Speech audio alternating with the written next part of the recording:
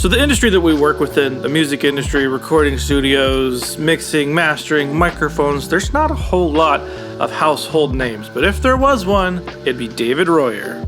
So you hear the name Royer and you probably think ribbon mics, and yeah, he was involved with that company. Learned to tension ribbons himself. He was responsible for the designs of the microphones that we know when we think about the name Royer. Other little known fact, David Royer also designs everything with Mojave Audio.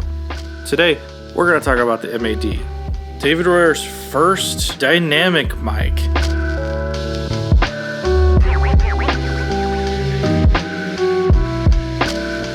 Now, full disclosure, Mojave did send me both of these microphones. Actually, they sent me 2 dynamics to try out. I don't have to say anything about them. They don't even know I'm making these videos.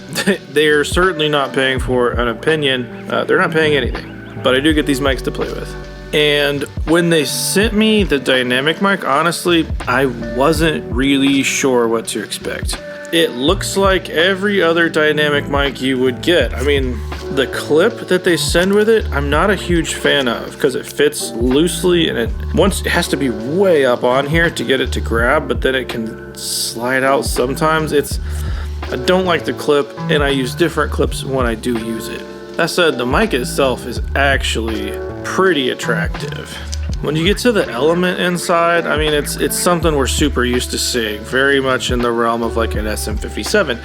And that's how I tended to use it. To me, it felt like it had a bump around like 8 to 10K, nice roll off right after 10. And when you get close to the microphone or when you start engaging in proximity effect, like it being right up to you, it feels flat in the low end. All the way down. Probably not quite the 20, but it feels flat. It feels good. There's good low end in this thing, which isn't really typical of a dynamic mic like this. I will say, although it looks like a 58, a 57, or any traditional dynamic mic that you're used to seeing in this kind of form factor, it's not turning any heads by any means. But what it is doing is surprisingly versatile. Now, if I'm grabbing for like a Shure SM58, I know exactly what that thing's gonna do. Same with the 57. It's good on a couple things, but it's not good on everything. Could you record an entire record with a 57? You sure could, yeah. If you can't get it to sound good with a 57, you're not gonna get it to sound good. This thing, much the same. It seems like it has way more uses than a typical 57 or 58 combo. This thing feels smoother, where you have that kind of peaky thing that happens with the 57, and that's probably why we love them on guitar cabs, because when it's matched with the right cab and the right speaker, those peaks and those resonant peaks that are in that mic naturally make that guitar sound really good. Same with snares. Those resonant peaks that are built into it can sometimes make drums sound really, really interesting. And on the other hand, they can really make things that already have a lot of information in those areas sound not so flattering. That's where this is different. I don't feel like there's any weird resonant peaks with this microphone. This thing is smooth. It acts more like a condenser than it does a dynamic, and I found myself using it in places and I'm treating it like a condenser. First place I tried it, I put it up just to put it up. Before we were going to try out a whole lot of other microphones, I had a singer-songwriter in, and I had one on his vocal and one on the acoustic guitar. He played both at the same time, so you can hear both sources in either microphone that you listen to. I was pretty surprised by how useful that was, and here it is. I feel free. I don't recognize this face. I moved on. I'm still standing in place. I feel free. I don't recognize this face. Admittedly, I didn't give too much care to the fact that I could hear the click in his ear when we were doing that. Otherwise, press it, it's done. It sounds great. I was really surprised, in using it in other contexts, how well it rejects what's around it. I mean, although, yeah, it was put on an acoustic about right here, so you're gonna hear the vocal in it. But I had it in another situation with a live singer. He was in the room with the band. The drums were playing right over there. The singer was standing probably about right here. And I'm able to use the mic and mix it with the drums in the room, with instruments in the room, and it sounded great. I could be your souvenir, a piece from all your traveling years. And I could be your souvenir, a piece from all your traveling years. And Ellie,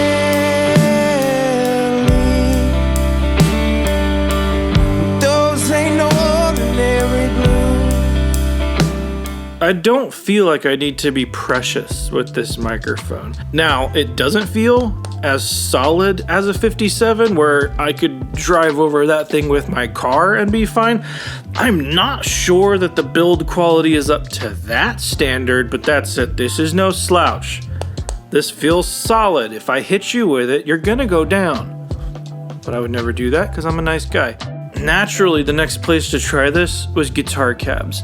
I was delightfully surprised with a pair of these on guitars. This particular session, we ran stereo left-right amps. One was on a Fried Egg Audio cab with a British Classic, and the other was on a Weber Signature. Here's what the guitar sounded like by itself and in context.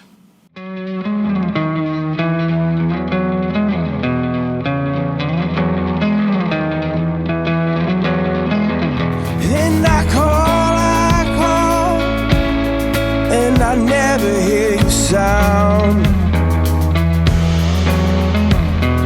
The other place to try this, I mean, if we're talking about 57s, 58s, how about snare? And yeah, it didn't disappoint there. And this is actually where I think some of the nuances of this thing really come out to play.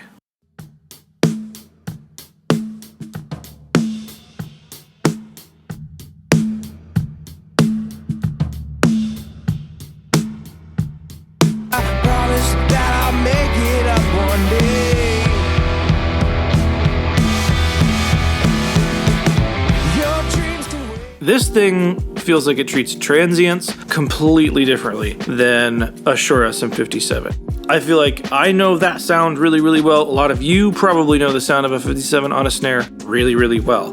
They don't tend to treat transients in a natural way. Sometimes that's exactly what you want, right? We want what a 57 does to a snare. Sometimes we want a little bit more of a natural approach. This thing has the combination of having that fast thing going on. Like, it feels like it treats the transient truer. It feels punchy. It feels like there's a ton of attack there. But the proximity effect that you also get with a bunch of natural low end, you get an insanely punchy snare. I love that sound. And this is a quick way to get it.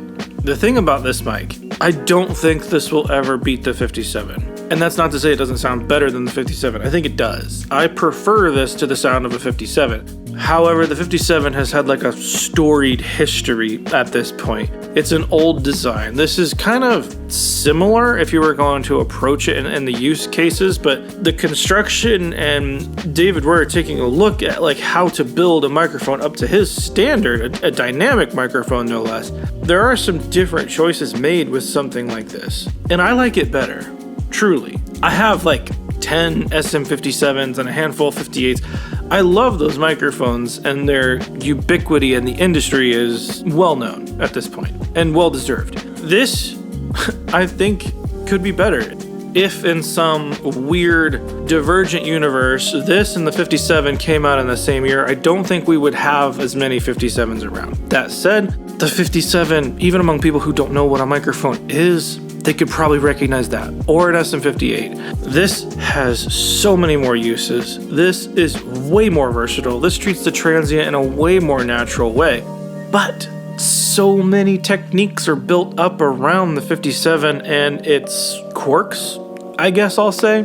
So this has an interesting place in the market. I would pick it up easily. I'll use this over a 57 if I have a chance. I will say, since I've got these, it hasn't left my guitar cabs, I love them there. When I've had sessions where I've had multiple players in the same room, if I have enough, I use this on the singer because it sounds great and the singer's gonna be happy, and I can still use it in like a scratch context and it's gonna sound awesome. And if they get a solid take, I can use it in the final product. I personally think David Royer is a freaking genius. Anything this guy does is brilliant. Again, they don't know I'm making this video. This is not a sponsored video. I hate doing this and being in this position when I genuinely like a product, because it's always gonna seem like I'm pushing the product. Don't buy it, I don't care. More for me. But this is cool. And if you are interested, I will put an affiliate link. If you click that link for this mic or any other mic that you might be interested in, it supports the channel in more ways than you could possibly imagine. If you are in the market for a dynamic mic that'll get you through a whole lot of different scenarios, this one's hard to pass up. If you're running like a house of worship and you're running wired mics, gosh, I wish we were. That's another rant for another video on why so many churches go wireless when they don't really need to.